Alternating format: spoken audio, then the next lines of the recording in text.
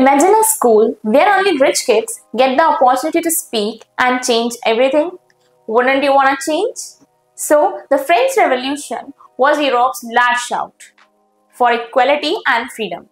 Let's see how it shook the whole European continent. So friends, मैं हूँ Urvashi Bhargava and welcome to Future Education. आज हमारा topic है making of nationalism in Europe. Actually आज हम enter करने वाले हैं यूरोप में नेशनलिज्म स्टार्ट कैसे हुआ. लास्ट टॉपिक तक हम दो चीजें बहुत इंपॉर्टेंटली पढ़ चुके थे, सिविल कोड या नेपोलियनिक कोड, या इफेक्ट्स ऑफ फ्रेंच रेवोल्यूशन. यहाँ से स्टार्ट होता है कि नेशनलिज्म जो था यूरोप में कैसे बना, कैसे वहां के लोगों की जो कैटेगरीज थी उनमें चेंजेस आए या उन्होंने क्या चेंजेस लाने की कोशिश की. स्टार्ट करते हैं. सबसे पहले देखिए नेशनलिज्म बनना स्टार्ट कैसे हुआ. ये जानना बहुत जरूरी है कि जब तक ये बात की जा रही है अराउंड 1750 या मिड 18th सेंचुरी, जब तक कोई भी नेशन प्रॉपर नेशन की तरह नहीं था, बल्कि उस टाइम पे ये कैसे थे, डिवाइडेड थे. किसमें डिवाइडेड थे? Kingdom, duchess, cantons. ठीक है. ईस्टर्न या फिर सेंट्रल यूरोप जो था वो मोनार्की के अंडर में था, अभी भी वो रिपब्लिक स्टेट नहीं बना था. और इसके अलावा यहाँ पे लोगों के अंदर कलेक्टिव बिलोंगिंगनेस नहीं थी, सेंस ऑफ यूनिटी नहीं था. मेरा देश है, मुझे इसके लिए कुछ करना है, इस टाइप की फीलिंग कंप्लीटली अभी तक अराइज लोगों के अंदर नहीं हुई थी. Know collective belongingness. नेक्स्ट चीज यहाँ क्या है, सोसाइटी के अंदर अनइक्वालिटी बहुत ज्यादा थी. लोग अलग अलग तरह के अपने रीजनल डायलेक्ट्स बोलते थे यहाँ पे मिड 18th सेंचुरी की वजह से. तो ये कुछ एक बड़ा कारण भी था लोगों के बीच में अनइक्वालिटी का, क्योंकि लोग अपने रीजनल डायलेक्ट्स को ही प्रेफरेंस देते थे. ठीक है. कॉमन लैंग्वेज कुछ ना होना तो लोग एक दूसरे के पर्सपेक्टिव को नहीं समझ पाते थे, क्या कहना चाह रहे हैं, क्या उनके व्यूज हैं, एग्जैक्ट क्लियर ना होना. तो अनइक्वालिटी अभी तक यहाँ देखी गई मिड 18th सेंचुरी तक. कोई कलेक्टिव बिलोंगिंगनेस नहीं थी. और क्या था यूरोपियन कंडीशन में. ठीक है. यहाँ पे दो क्लासेस के बारे में हम बहुत अच्छे से पढ़ने वाले हैं, क्योंकि ये वही दो क्लास है जिनका डिफरेंस या जिनके द्वारा किए गए चेंजेस पूरे उस कॉन्टिनेंट में चेंज लाने वाले थे. कैसे? देखो यहाँ पे दो ग्रुप्स में लोगों को बांटा गया. First one is aristocracy and second one is middle class. ठीक है. या पीजेंट्स यहाँ पे जिनको बोला जा रहा है. तो people of highest social class, aristocrats के बारे में हम पहले भी पढ़ चुके हैं. तो ये पीपल ऑफ हाईएस्ट क्लास होते हैं. यहाँ पे इनकी इंपॉर्टेंस बहुत ज्यादा होती है. ठीक है. इन अ ग्रुप ऑफ पीपल. और यहाँ पे पीजेंट्स या कॉमन पीपल या मिडिल क्लास के जो लोग थे, इनकी पॉपुलेशन ज्यादा देखने को मिलती है. बट क्योंकि ये वेल्दियर नहीं होते, इनके व्यूज को भी थोड़ी कम इंपॉर्टेंस प्रोवाइड कर दी जाती है. तो यहाँ पे क्या होता है, एरिस्टोक्रेट्स के बारे में जानते हैं. ये लोग जो थे एक कॉमन वे ऑफ लाइफ रहते थे. इनका एक स्टैंडर्ड होता था कि मतलब इसी तरीके से सारे लोग जी रहे हैं, इसी तरीके से इनका एक स्टैंडर्ड है कि भाई इसी टाइप के अटायर से लोग वेयर करेंगे. ठीक है. बोलने का तरीका या फिर इन टर्म्स ऑफ एजुकेशन. तो यहाँ पे क्या देखा गया कि इस क्लास के जो लोग थे यूनाइटेड थे, क्योंकि कहीं ना कहीं ये क्या थे, रीजनल डिवीजन में कट अक्रॉस होने के बाद भी इनकी एक कॉमन वे ऑफ लाइफ थी, रहने का तरीका या एक स्टैंडर्ड ऑफ लिविंग सेम था. नेक्स्ट चीज क्या थी. ठीक है. Own estates in the country side and also town houses. इनके खुद के क्या थे, स्टेट्स थे, और इसके अलावा इनमें टाउन हाउसेस भी इनके पास हुआ करते थे. Properly good way of living इनका था. फ्रेंच ये बोला करते थे for the purpose of diplomacy in high society. एक होता है ना बहुत हाई लेवल ऑफ तरीके से यहाँ पे डिप्लोमेट शो करना खुद को, वहां की जो लैंग्वेज है खुद को एक बहुत सुप्रीम शो करना. तो फ्रेंच के बारे में, फ्रेंच लैंग्वेज हम देख चुके थे कि लैंग्वेज कॉमन हो चुकी थी, तो वही यहाँ पे यूज करते थे और अपनी डिप्लोमेसी शो किया करते थे. कौन? एरिस्टोक्रेट्स.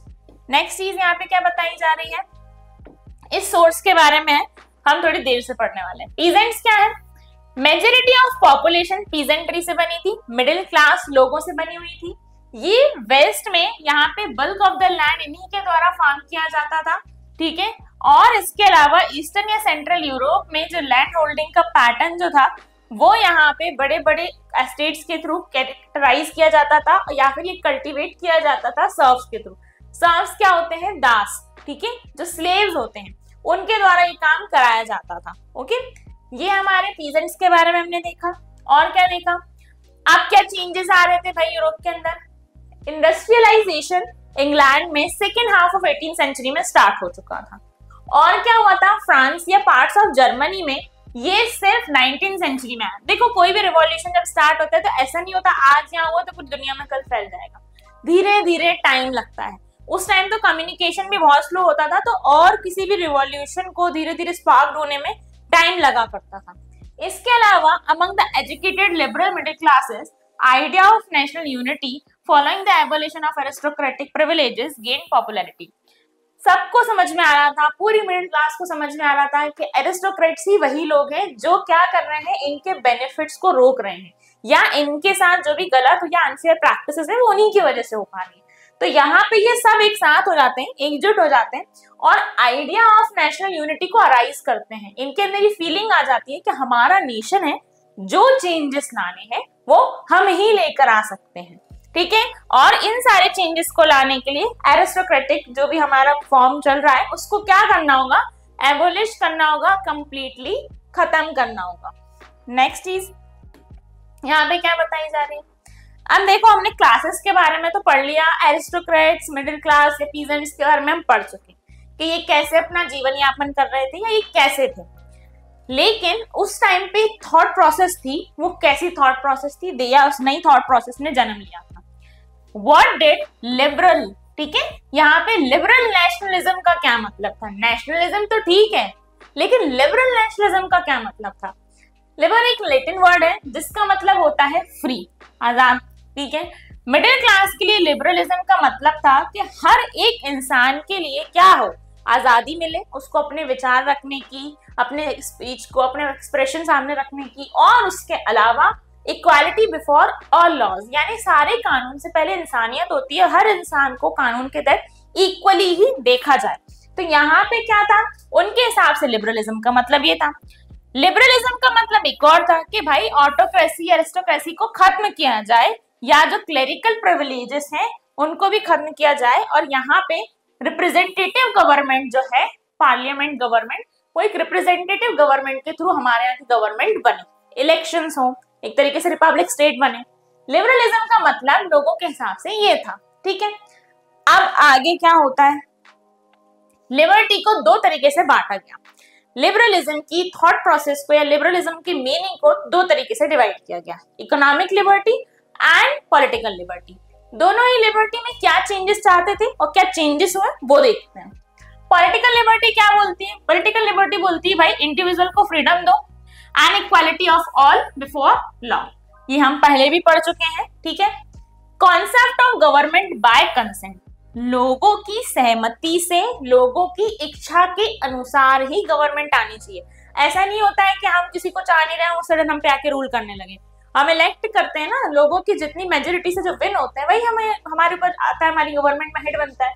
वही चीज थी कि लोगों के कंसेंट के हिसाब से गवर्नमेंट होनी चाहिए। ऑटोक्रेसी और क्लेरिकल प्रिविलेज को खत्म किया जाए, लेकिन विमेन को राइट टू वोट अभी भी नहीं मिल रहा है, ठीक है। देख रहे हो कितना लंबा सैक्रिफाइस किया है विमेन से। इसके अलावा men who don't have property are not able to vote, non propertied men को भी परमिशन नहीं थी वोट देने की, ठीक है। यहाँ पे एक तरीके से एसेट्स, अभी आप पढ़ोगे और आगे चल के, यानी यहाँ पे उन्हीं सिटीजन्स को ये लोग अपने साथ लेके चलना चाह रहे थे, जितने भी चेंजेस, जो भी रिफॉर्म्स ला रहे थे, जो कहीं ना कहीं उनके लिए ज्यादा प्रोडक्टिव या हेल्पफुल रहे हों, ठीक है। इसके अलावा इकोनॉमिक लिबर्टी, इकोनॉमिक लिबर्टी के हिसाब से ट्रेडिंग या बिजनेस में जो भी चेंजेस, जिस तरीके की लिबर्टी चाह रहे थे वो कैसे थे। पहला था कि मार्केट में फ्रीडम मिले, जिस तरीके से वो बिजनेस करना चाह रहे हैं उस तरीके से वो बिजनेस कर पाए। यहाँ पे स्टेट के द्वारा जो भी बैरियर्स लगाए जा रहे हैं मूवमेंट ऑफ गुड्स के लिए या फिर कैपिटल के मूवमेंट के लिए, उनको क्या किया जाए, एबॉलिश कर दिया जाए, खत्म कर दिया जाए। 1834 में एक कस्टम यूनियन बनता है, या फिर उसको बोला गया ज़ोल्वेरिन। ज़ोल्वेरिन नाम याद रखना है, ये कस्टम यूनियन है, 1834 में बना। ये इस इनिशिएटिव से बना था कि यहाँ पे रशिया के और कुछ most of the German states ने इसको ज्वाइन किया। और क्या चेंजेस की बात की, इन्होंने टैरिफ बैरियर्स को हटा दिया। यहाँ पे more than 30 types of currency चलती थी। इतने सारे टाइप्स ऑफ करेंसी के चलने की वजह से हर करेंसी की अपनी एक वैल्यू यूनिट होती है, जिसकी वजह से ट्रेडिंग में बहुत दिक्कत हो जाती थी, ठीक है। उसको रिड्यूस करके सिर्फ 2 टाइप्स ऑफ करेंसी में ही आप क्या होगा, बिजनेस होगा। इसके अलावा इकोनॉमिक नेशनलिज्म की जो ये लहर चली थी, इसने नेशनल सेंटिमेंट्स को बढ़ावा दे दिया। देखो, जब भी कोई रिवॉल्ट होता है, विद्रोह होता है, तो सिर्फ पैट्रियोटिक सॉन्ग सुन के थोड़ी देर खड़े होने से नहीं होता है। हर फैक्टर उस नेशन का अपने आप में इंपॉर्टेंट रोल प्ले करता है। तो यहाँ पे भी वही चीज थी कि जो नेशनलिस्ट सेंटिमेंट्स थे ये देख रहे हो इकोनॉमिक लिबर्टी में भी अपना एक रोल प्ले कर रहे थे। ये एक छोटा सा यूनियन होगा, ठीक है, इसने कुछ चेंजेस करे होंगे, पर इस छोटे से एफर्ट ने कितने ज्यादा मेजर चेंजेस ला दिए थे। यहाँ तक समझ में आया? अब हम वो देखते हैं जो हमने सोर्स एक देखा था यहाँ पे, उस सोर्स के बारे में पढ़ते हैं। सोर्स यहाँ पे ये है कि इकोनॉमिस्ट ने क्या किया, in terms of national economy के बारे में सोचना चालू किया। उन्होंने ये समझा कि नेशन जो होता है वो कैसे डेवलप हो सकता है और किस टाइप की इकोनॉमिक मेजर्स हमें साथ में मिलकर लेने चाहिए जिससे नेशन रैपिडली डेवलप हो। फ्रेडरिक जो थे, फ्रेडरिक लस, ये एक प्रोफेसर से थे इकोनॉमिक के at the university of Tubingen Germany में। इन्होंने लिखा था 1834 में। क्या लिखा था इन्होंने बोला था ज़ोलवेरिन। ज़ोलवेरिन क्या था? एक कस्टम यूनियन। अभी हम पढ़ के आ रहे हैं लिबरल नेशनलिज्म में दो तरह की लिबर्टी की बात की गई थी, economic and political. Economic liberty में 1834 में एक कस्टम यूनियन बनता है जिसको ज़ोलवेरिन बोला जाता है। तो ज़ोलवेरिन का एम क्या था कि जर्मन्स को इकोनॉमिकली जोड़ दिया जाए। किस चीज में? एक नेशन को बनाने के लिए। ये एक नेशन को मटेरियली, इसके अलावा तो हेल्प करेगा ही, उसके अलावा प्रोटेक्ट करेगा लोगों के इंटरेस्ट को भी, जिससे ज्यादा से ज्यादा इंटरनल एक्टिविटी प्रोडक्टिविटी बढ़ पाएगी। लोगों को जगाएगा या उनके अंदर के जो नेशनल सेटलमेंट्स जो भी चल रहे हैं, एक दूसरे के इंडिविजुअली, एक दूसरे के प्रॉफिट को, एक दूसरे की भलाई को भी उस मद्देनजर रखते हुए जो चेंजेस होंगे उससे लोग इकट्ठे होंगे और साथ आएंगे, ठीक है। नेशनल सेंटीमेंट उनके अंदर बढ़ेगा। उसके अलावा जर्मन लोगों को एहसास होगा कि फ्री इकोनॉमिक सिस्टम जो है उसका मतलब सिर्फ नेशनल फीलिंग को सेव करना नहीं, उससे कई ज्यादा है। मतलब यहाँ से फ्री इकोनॉमिक सिस्टम में सिर्फ आपका पर्सनल बेनिफिट या प्रॉफिट नहीं, बल्कि नेशनल सेंटिमेंट्स और फीलिंग्स को काफी बड़े लेवल पे बढ़ावा देना है। एम ऑफ ज़ोलवेरिन का मतलब यहाँ पे ये बताया गया। मैंने बताया नहीं कि छोटा यूनियन बनाऊंगा, बट उसका मीनिंग, उसका जो मोटिव रहा होगा वो बहुत बड़ा रहा होगा। आगे बढ़ते हैं। ये हमने देखा था अभी कि लिबरलिज्म टू टाइप्स की थी, इकोनॉमिक और पॉलिटिकल। पॉलिटिकल और इकोनॉमिक लिबर्टी, ये इंपॉर्टेंट टॉपिक है, इसमें भी बहुत क्वेश्चंस बनते हैं, तो पता होना चाहिए, ठीक है, कि क्या चेंजेस आए थे। लिबरल नेशनलिज्म के बारे में तो मैम पढ़ लिया। अब एक और थॉट आया है, that is conservatism. Conservatism after 1815। 1815 में क्या हुआ था? वाटरलू हुआ था। वाटरलू में कौन आया था? नेपोलियन बोनापार्ट हार गया था, ठीक है। किससे हारा था? प्राग कंट्रीज से। और जानेंगे उसके बारे में। पहले कंजर्वेटिज्म होता क्या है वो देखते हैं। एक पॉलिटिकल फिलॉसफी है। कैसी फिलॉसफी है? किस बात पे जोर देती है? वो देती है कि जो किसी जगह के ट्रेडिशन है या जो चीजें वहां पे स्थापित की गई हैं, वहां के इंस्टीट्यूशंस जो हैं या जो कस्टम है, वो यहाँ पे क्या होते हैं, क्विक चेंजेस को यहाँ पे नहीं फॉलो करते। कंजर्वेटिव, कंजर्व बोलते हैं, उसकी फैमिली बहुत कंजर्व नेचर की है। चेंजेस तो एक्सेप्टेबल हैं, बट बहुत स्लो प्रोसेस में होने चाहिए, ठीक है। जो इनके रूट्स हैं, जो कस्टम्स हैं, ये उनमें चेंजेस एक्सेप्ट नहीं कर पाते, बहुत स्लोली चेंजेस हो पाते हैं। और जो पहले के रीति रिवाज चलते आ रहे हैं उन्हीं को पे ज्यादा ये क्या करते हैं, फोकस कर रहे होते हैं। 1815 में प्राग कंट्री जो थी, प्रूशिया, रशिया, ऑस्ट्रिया, ब्राजील, ये डिफीट कर देती हैं नेपोलियन बोनापार्ट को in the battle of Waterloo. यहाँ पे क्या होता है, वो बैटल सेटल होता है ट्रीटी ऑफ वियना से, ठीक है। एक तरीके से यूरोप के लिए सेटलमेंट होता है। अभी चारों कंट्रीज मिलजुल के वहां के कॉन्टिनेंट्स बांट लेती हैं। कैसे बांटती हैं? वहां के पोर्शंस को देखते हैं। कांग्रेस एक होस्ट की जाती है जिसके ऑस्ट्रियन चांसलर होते हैं ड्यूक मैटरनिख। ये बहुत इंपॉर्टेंट पर्सन है ड्यूक मैटरनिख। इन्होंने आगे चल के कुछ एक बातें बोली हैं, वो बातें बहुत इंपॉर्टेंट है, ठीक है। वो वन लाइनर बन के क्वेश्चंस आ जाती हैं। ड्यूक मैटरनिख कौन से चांसलर है? ऑस्ट्रियन चांसलर है। 1815 में ट्रीटी ऑफ वियना को यही होस्ट करवाते हैं, मतलब इनकी होस्टिंग में ही ट्रीटी ऑफ वियना का सेटलमेंट होता है। इसके अलावा यहाँ पे इनका मुद्दा ये होता है कि भाई हम जब राजा थे उस टाइम से लेकर अभी तक जितने भी चेंजेस आए हैं उन्हें अंडू कर दिया जाए, यानी जितने चेंजेस हैं वापस उन्हें रिवर्स करो, जिसके पास जो पोर्शन था उन्हें बांटो और खुश रहो। क्या इन्होंने वापस ले लिया? देखते हैं। ये सब इन्होंने बांटा है आपस में, ठीक है। नेपोलियनिक वॉर्स में भी क्या हुआ था, नेपोलियन जो जगह जीतता जा रहा था वो अपने पास रख लेता था, कैप्चर्ड करता जा रहा था। तो जब वो कैप्चर्ड करता जा रहा था तो वो हार चुका था। ट्रीटी ऑफ वियना में उन जगहों को भी बांटा जा रहा है, वापस लिया जा रहा है जिसकी जो जगह थी। क्या होता है? बॉर्बन डायनेस्टी पढ़ के आए ना हम लोग फ्रांस में। बॉर्बन डायनेस्टी, लुइस 16, ये क्या करते हैं, फ्रेंच रेवोल्यूशन में इनको डिस्पोज कर दिया गया था, इनकी पावर को रिस्टोर कर दिया जाता है। इसके अलावा ये तो चले गए थे, पर इनके जो भी जनरेशंस रहे होंगे उनको, और फ्रांस ने जो भी टेरिटरी जो थी छोड़ी थी नेपोलियन के टाइम पे, इनको वापस वो दिलाने की बात करते हैं। जर्मनी 39 स्टेट्स का था, इसको अभी तक अनटच्ड छोड़ देते हैं अभी के बाद में देखेंगे। किंगडम ऑफ नीदरलैंड में बेल्जियम होता है नॉर्थ में, और जेनोवा को ऐड कर दिया जाता है पीडमेंट एंड साउथ में। ठीक है, किंगडम ऑफ नीदरलैंड यहाँ पे आप देख रहे हो कुछ इस पोर्शन में, ये राइनलैंड जर्मनी का ही पोर्शन है, ये आप 9th क्लास के नाजल चैप्टर में पढ़ चुके होंगे। प्रूशिया जो होता है वो पूरा कंट्रोल ले लेता है वेस्टर्न फ्रंटायर्स पे। ठीक है, ऑस्ट्रिया जो लेता है नॉर्दर्न इटली पे कंट्रोल ले लेता है, और रशिया जो होता है पोलैंड के कुछ हिस्से रख लेता है, और प्रूशिया जो होता है सैक्सनी के कुछ पोर्शंस को रख लेता है। आप देख रहे हो इन्होंने कितने बेहतर तरीके से आपस में छोटी छोटी जगहों को बांट लिया। मतलब कि इतनी मुश्किल से ये जगहें नेपोलियन बोनापार्ट ने जीती होंगी, बट बेचारे हार गए, और फिर उसके बाद उन्होंने ये सब चीजें उनको वापस उनको मिल गई। ये थी बेसिकली ट्रीटी ऑफ वियना 1815। यही है ट्रीटी ऑफ वियना 1815। कुछ मतलब बहुत किसी को प्रॉफिट नहीं, सबसे ज्यादा प्रॉफिट इन ट्रैप कंट्रीज को ही हुआ। सारे मोनार्क खुश हो गए, बढ़िया घर जाके पार्टी की, हमें तो अपनी जगहें वापस मिल गई। और क्या हुआ देखो यहाँ पे, the main intention was to restore monarchies is that to create a new conservative order in Europe. Conservative का मतलब मैंने बताया था, देखो जो मोनार्क रहा होगा वो कभी भी सडन चेंजेस एक्सेप्ट नहीं करेगा, क्योंकि वो जितने भी चेंजेस होंगे, जनता कभी नहीं चाहती कि हम पे कोई रूल करता रहे, और जनता यही चाहेगी ना कि मोनार्क हट जाए। अब वो मोनार्क को हटना मतलब उसे तो एक्सेप्टेबल नहीं है, तो वो तो हमेशा कंजर्वेटिव डिजाइन को ही फॉलो करेगा। वो हमेशा यही मानेगा कि मैं जिस तरीके से रहता आया हूँ, या मैं जिस तरीके से किसी जगह को रूल करता आया हूँ, वहां पे वैसा ही रूल चलता है। इसके अलावा कंजर्वेटिव डिजाइन फिर से सेटअप हो जाता है 1815 में। ठीक है, वापस से वही मोनार्कीज आ जाती हैं, वही राजा जी वाली बात आ जाती है।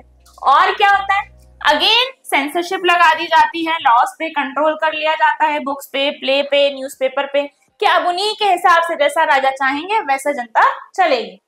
यहाँ पे आइडिया ऑफ लिबर्टी और फ्रीडम इतनी मुश्किल से डेवलप हुआ था, वापस रिफ्लेक्ट हो जाता है। और क्या होता है, लिबरल नेशनलिस्ट यहाँ पे क्या करते हैं, क्रिटिसाइज करते हैं फ्रीडम ऑफ प्रेस को, क्योंकि फ्रीडम ऑफ प्रेस के थ्रू ही यहाँ पे लोग अपने व्यूज एक दूसरे तक पहुंचा पा रहे थे। वही चीज यहाँ पे खत्म करने की बात हो जाती है। अब यहाँ पे पिक्चर देख रहे हो आप, इन सबके मुंह बंधे हुए हैं, देख रहे हो सबके मुंह बांध दिए गए हैं। ये क्लब ऑफ थिंकर्स है, एक कैरिकेचर है, ठीक है, एक पिक्चर है। इसमें ये बताया जा रहा है, क्या बोलते हैं भाई, मोस्ट इंपॉर्टेंट क्वेश्चन आज का ये है कि हम सबको कब तक सोचते रहने की आजादी है। बोलने की आजादी चली गई ना, अब बोल तो सकते नहीं है, कैसे नहीं बोल सकते, अपने व्यूज सामने नहीं रख सकते, सोचने की आजादी कब तक दे रहे हैं राजा जी, वो वाली बात है।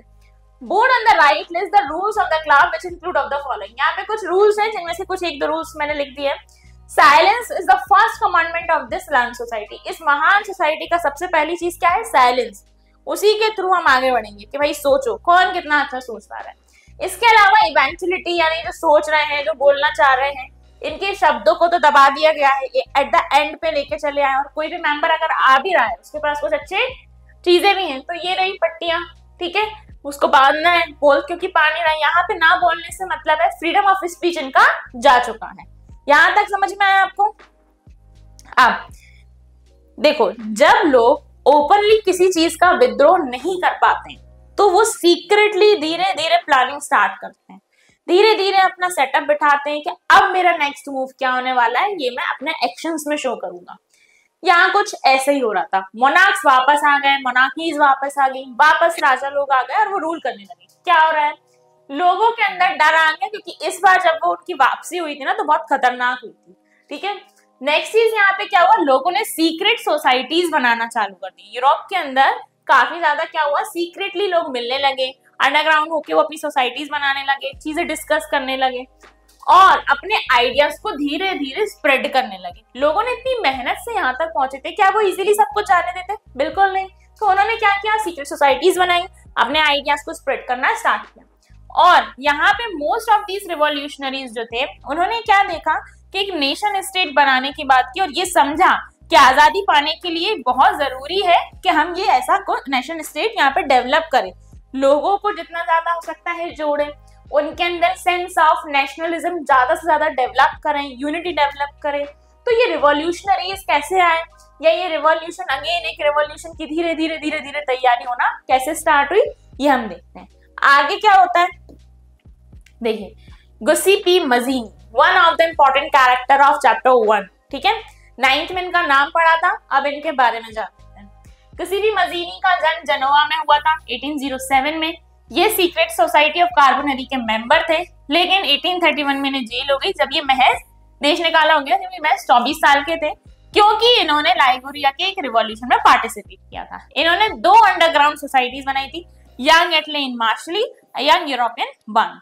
इसके अलावा यहाँ पे ये ऐसा मानते थे, ये क्या मानते थे, बहुत जरूरी है जानना, कोटेड क्वेश्चन आ जाते हैं। God has intended nations to be natural units of mankind. भगवान ने ये जो नेशंस बनाए हैं इसमें नेचुरली ह्यूमन काइंड को डेवलप किया हुआ है, उन्हीं के हिसाब से नेशन चलना चाहिए।